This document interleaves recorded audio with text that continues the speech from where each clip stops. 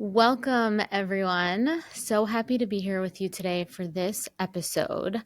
And on today's episode, we're going to be talking about the difference between a healing journey and a weight loss journey, and how oftentimes we focus on results when really we're supposed to focus on our healing, and how spending energy and effort preoccupied with food, macros, counting calories, and weight loss results actually hinder and hurt your ability to truly heal from emotional eating, because it's so important to remember that when it comes to healing our relationship with food and creating a body image that we love and feel safe in and feel confident moving through the world in, there's a difference between a weight loss journey and a healing journey.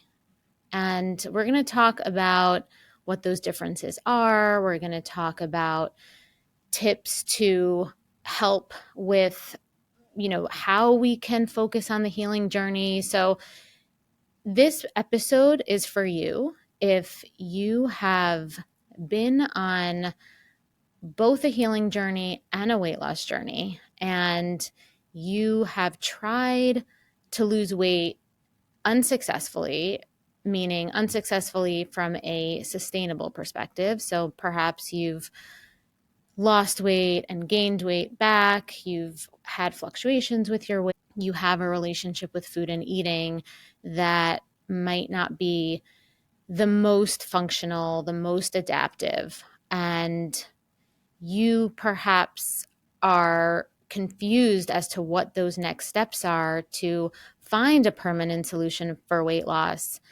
and also create a relationship with food and eating while you are living in that new body, and you're not preoccupied with food 24/7. You're not worrying about, you're not constantly, it's just not constantly on your mind, right? It's not constantly something that you're still thinking about. You want to get to the place where you're like, I've lost the weight. It feels sustainable. I know how to I know how to stay in this body and enjoy my life, and I'm not obsessing over food. Basically, that's the dream, that's the goal. You are listening to this and you're like, that's me. And you have realized that you have gained and lost weight a few times, and you're like, okay, maybe there is something to this. There's a difference between healing and results. And if that's you, then this episode is perfect for you. For me personally, this topic is so close to my heart because I have been there myself.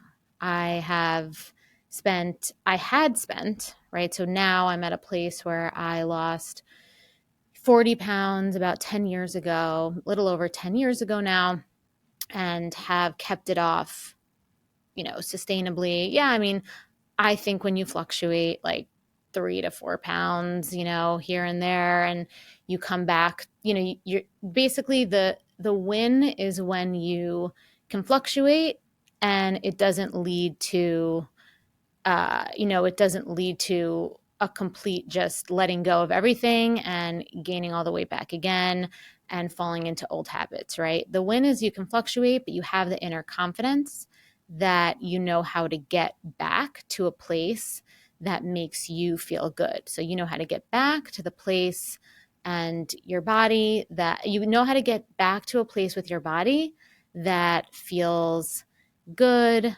that's a place where you feel confident.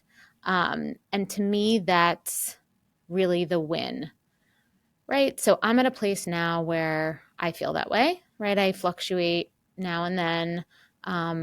Depends, am I ever in a position where I'm like, freaking out about a place that I'm at with my body and worrying about how I'm going to get back to a place where I feel good about my body. I don't ever worry about that anymore.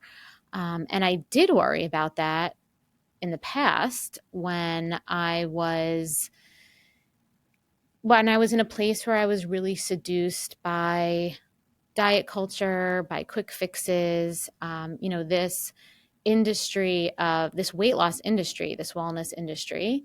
There's some good parts, and definitely there's value to some of the pieces, but it is really a $1 billion industry, right? And there's a lot of noise out there, and there's a lot of messaging out there that it can be really hard to discern what exactly we need or what exactly you need to take on to get your unique desired result, right? And so it's easy to confuse weight loss with healing emotional eating and get caught up in this idea that if we just achieve a certain body weight, we'll magically heal any and all dysfunctional behaviors and obsessions that we have with food. It's so easy to think that once we get to that perfect body weight or this idea that that's a sign that we've successfully healed our relationship with eating. But that is not the case, right? So today I want to challenge that narrative and discuss how these two things, healing emotional eating and weight loss, they can often overlap, and they often do overlap. And I see this a lot I saw this a lot in my own journey, and I see this a lot in my clients' journey, but they're not one and the same. So healing emotional eating, which is our attachments to food, our influences around our motivations for eating, and these are so deep rooted. These are deep rooted in our conditioning, in our culture, in our modeling from our families, in just the way we were socialized by our friends. And it's just, there's so much that goes into how we are attached to food and how we relate to eating. So I also talk about this a lot, how eating and food are not the same, right? Food is a substance and eating is a behavior. It's more relational, right? And so if you want to lose weight, that's one journey. And if you want to heal emotional eating, that's also a journey. However, you will not sustainably lose weight long term if you have not healed your emotional eating, if that's you, right? If you eat emotionally, you turn to food as a coping mechanism, you turn to food as a way to decompress, you look to eating to fill the space if you're bored, right? So there are many reasons why we emotionally eat. If you turn to food, if you have a relationship with eating for any of those reasons, and you try to tackle that with weight loss, thinking that once you get to the weight loss, that behavior with food and eating will go away, it's not going to happen. So I like to talk about healing emotional eating as like the skincare, and weight loss is the makeup, right? So you could lose weight, you could wear makeup, but if your skin is not, if you don't have good skincare, if your skin isn't good, then the makeup's not going to look good. It doesn't matter how expensive the makeup is, right? You can have the best, most expensive makeup ever, but if your skin isn't as healthy as it needs to be and as glowy as it needs to be, the makeup's not going to really cover that up, right? Sometimes, if anything, it illuminates some of the blemishes. It illuminates some of the imperfections, which is totally fine, obviously, but that's what it does. So when we focus on weight loss instead of healing emotional eating, when both of those journeys are things that we should focus on, all the weight loss is going to do is highlight the wounds that we have that causes emotional eating.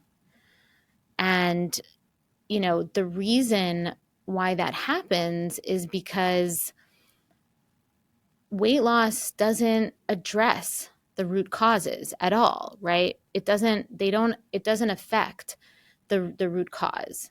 And the short-term results without healing the emotional eating might actually even trigger emotional eating, because we haven't done that inner work to shift our identity, right? We haven't done that inner work to shift our identity and our belief system around our worthiness to be and embody and move through the world as this new version of ourselves in this new body.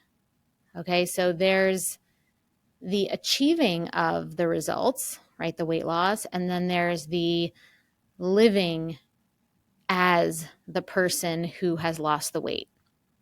And if you haven't done the inner work, the identity shifting, the belief system reprogramming, if you haven't done any of that work around your relationship with food and eating, and all you did was outsource, a lot of it to a diet, to macro counting, to calorie counting to get a certain result, then what's going to happen is once you got the result, it's not going to feel grounded. You're not going to have trust and faith in the result, because it's going to feel like, oh no, when, it might feel like, oh no, how is this going to stay? How am I going to be able to stay this way? I can't sustainably eat this way my whole life, following rules and counting and measuring and all these different things.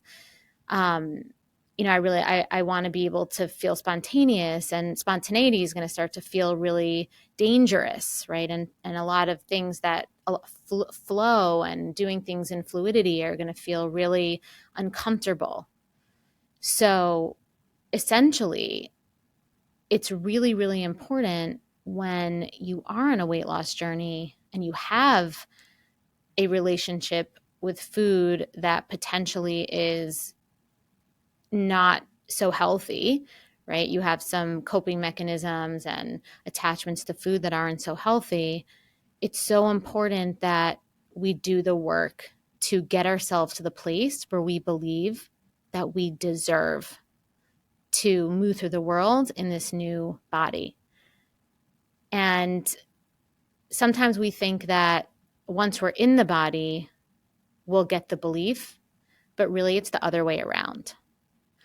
We have to have the belief. We have to visualize the belief. We have to visualize ourself, this future self. We have to visualize ourself as this future person. It has to be so clear, and we really need to feel into how we will move through the world in that way, in order for us to get to a place where when we actually achieve that, so we first have to even get to the place where we believe that we can achieve that, right? So that's first.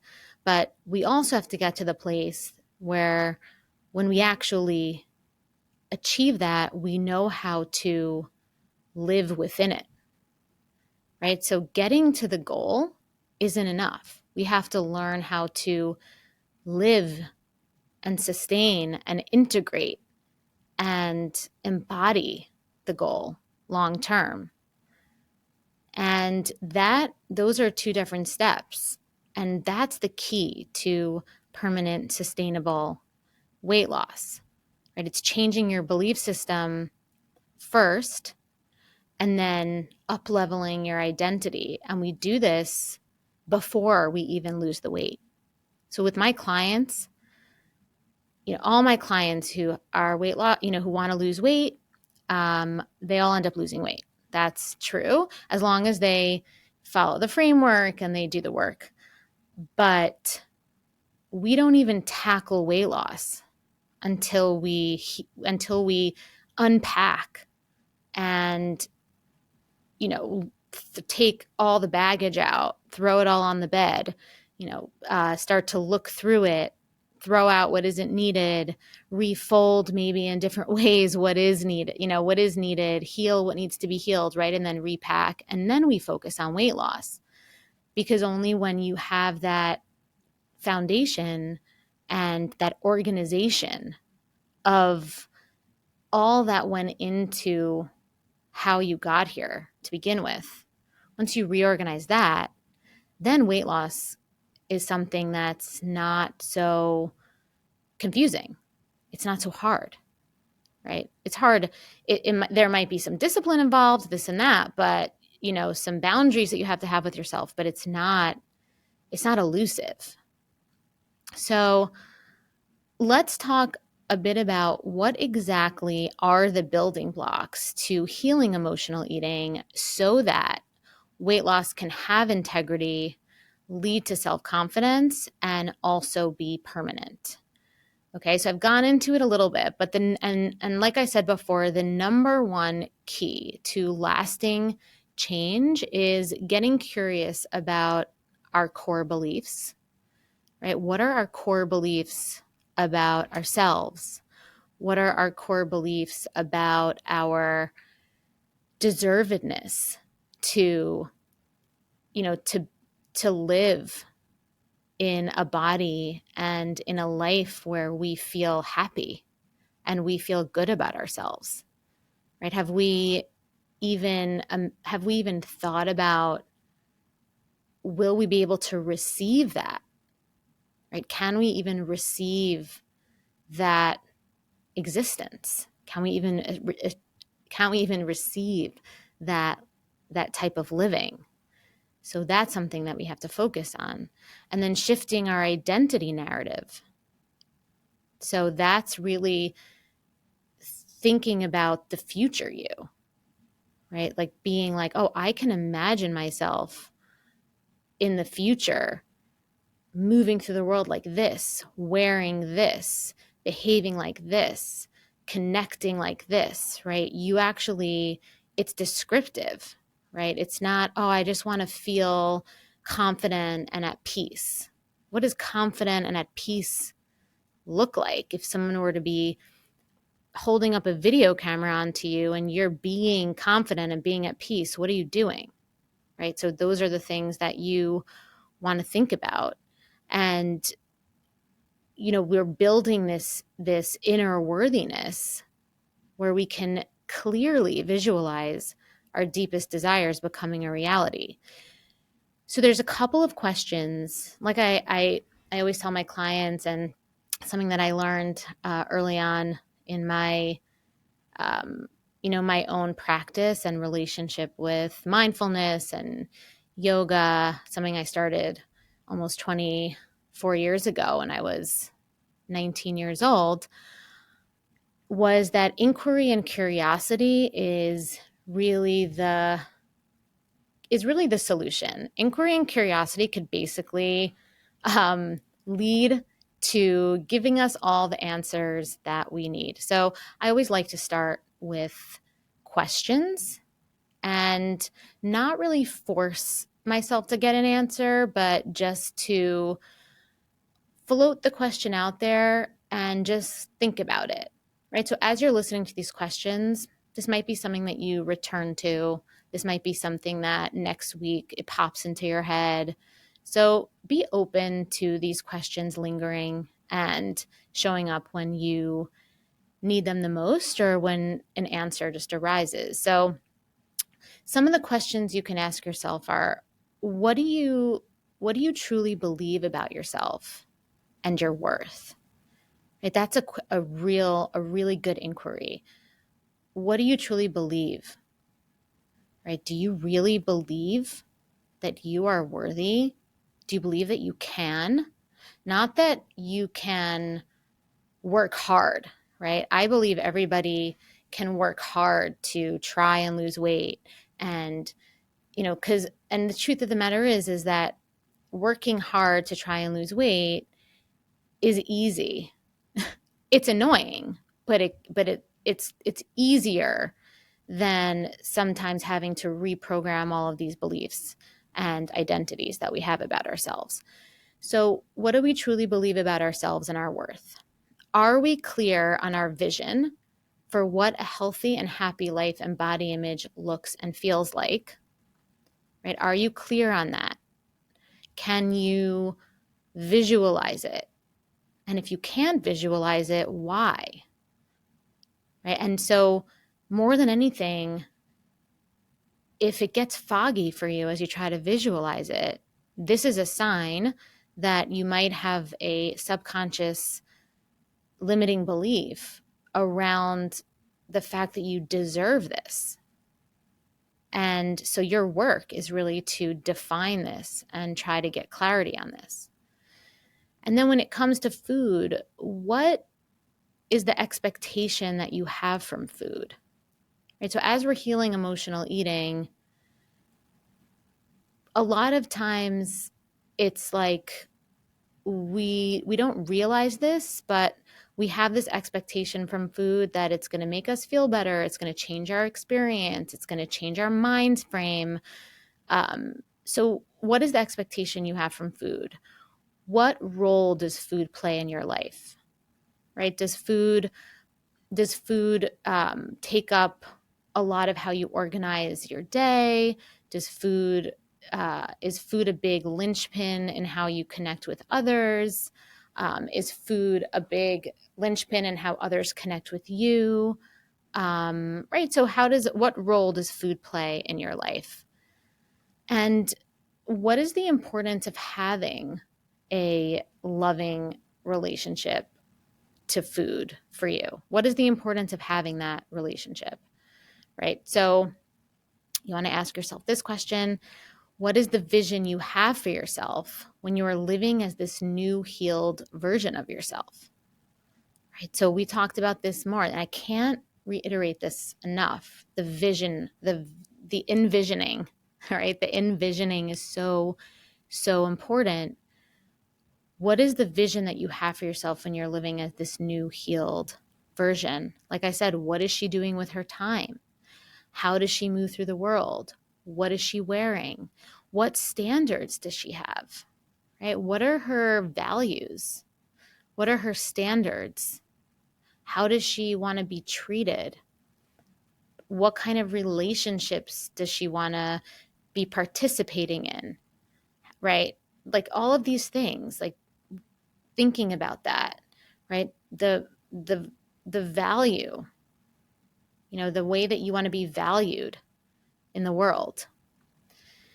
Because at the end of the day, true change, right? Healing emotional eating and losing weight permanently only comes when you realize that what you eat does not matter nearly as much as why and how you eat, right? So what you eat is not that important, right? It's really not about food. Healing emotional eating and weight loss it's not really about food. It's probably like 20% about food and 80% about your life and the context of your life and the way you relate to your life and the baggage you bring to your life, the subconscious baggage you bring to your life. It's the influences, all the things that make, all the things that make your emotional landscape.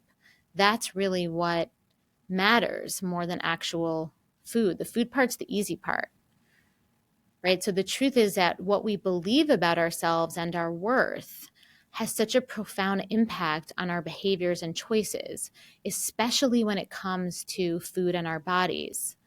And so we realize that when we focus on healing from within, right? When we focus on really getting that organized emotional landscape, not being afraid to challenge our belief systems, not being afraid to step over that edge of the unknown and fantasize and visualize that high value lifestyle, that that dream vision for yourself that maybe you never even imagined you could have, or that for some of us we might even judge other people for having it. Sometimes when we judge other people and we have a reaction like that towards other people's lives, it's actually a bigger insight into our own real desires. Not always, but just something, food for thought, just something to think about, right? So when we focus on that, the changing our belief systems, healing those limiting beliefs, upgrading our identity narrative, and really just up leveling the way that we imagine ourselves moving through the world, we discover that emotional balance and trust in ourselves, right? This new operating system that we are vibrating from naturally unfolds into a healthy relationship with food and an easy transition into a body that we love and feel safe in, right? So it's when this operating system gets an upgrade, and not only does it get an upgrade, but we feel deserving of the upgrade. We feel safe in the upgrade. We feel like we understand the upgrade, and we know the ins and outs of the upgrade, right? We're not just spectators, we're the drivers of the upgrade. That's when the weight comes off. That's when everything becomes sustainable and permanent. Okay, so just remember that healing is not a destination. It's a lifelong journey of self-discovery and self-compassion. And when you shift your focus from chasing results to nurturing your inner well-being, upgrading yourself, right? Your big capital S self, that's when true transformation happens. So don't forget to join me next week with another new episode about emotional eating. I loved talking about this topic today. And every week, I'll share some new episodes so you can fall in love with eating and start losing weight and keep it off with sustainable strategies and lasting change. And if you enjoyed today's episode, please subscribe, leave a review, and share it with someone who might benefit from this message. I also have lots of free resources on my website to help you on your journey to loving food and losing weight. You just need to go to www.bewellbyak.com. Until next time, I'm Alana, and thank you for listening to Emotional Eating Unwrapped.